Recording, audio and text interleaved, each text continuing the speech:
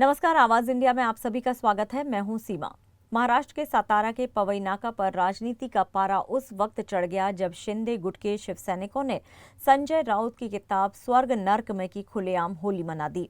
जिला प्रमुख रंजीत भोसले और अन्य पदाधिकारियों ने किताब की प्रतियां पहले फाड़ी और फिर उसमें आग लगा दी। दरअसल एकनाथ शिंदे के समर्थक संजय राउत द्वारा डिप्टी सीएम एकनाथ शिंदे की आलोचना किए जाने को लेकर शिंदे समर्थक गुस्से में हैं। शिंदे समर्थकों का कहना है कि राउत ने शब्दों की मर्यादा लांघी है और अब जवाब सड़क पर मिलेगा। गुस्साए कार्यकर्ताओं ने राउत को सतारा में आने की खुली चुनौती दे डाली। स्वर्ग नर्क में को लेकर अब सियासी घमासान और तेज हो गया है। संजय राउत यांचं नरकातील स्वर्ग या पुस्तकाचं आम्ही गेले 15 दिवस झालं कौतुक बघतोय। कौतुक कशासाठी? संजय राउत काय स्वातंत्र्य सैनिक आहेत का? संजय राउत काय गोरगरिबांच्या एखाद्या हक्कासाठी जेलमध्ये गेलेत का?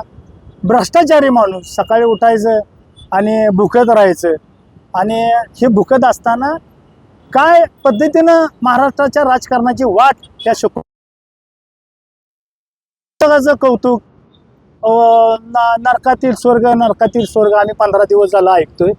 हिंदुत्व बाळासाहेबांच्या हिंदू हृदय सम्राट बाळासाहेबांच्या विचारानं लावलेलं शिवसेनेचं हिंदुत्वाचं रोपटं हे त्यानं नष्ट करून नवाब म्हणून त्याचा उल्लेख व्हायला लागल्यानंतर आमच्या सातारा जिल्ह्याचे भूमिपुत्र माननीय उपमुख्यमंत्री एकनाथजी शिंदे साहेबांनी ते रोपटं वाचवण्याचा प्रयत्न केला, हिंदुत्व जागृत ठेवण्याचा प्रयत्न केला।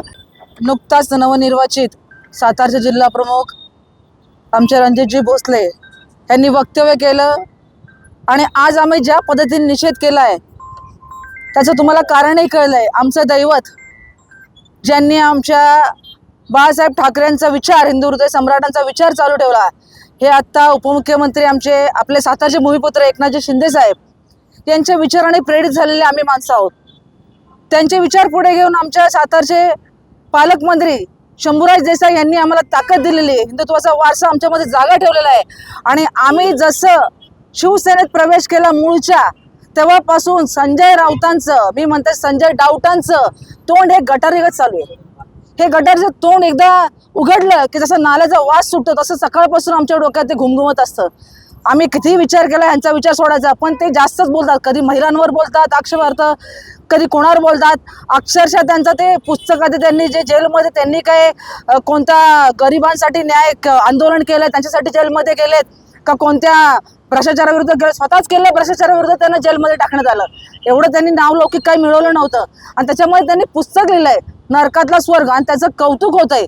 आणि त्याच्या त्या ओपनिंगच्या वेळेस, लॉन्चिंगच्या वेळेस आमच्या उपमुख्यमंत्र्यांच्यावर बोट दाखवतात ते आणि बाप काढतात ते। त्यांना बाप काढायची फार सवय आहे।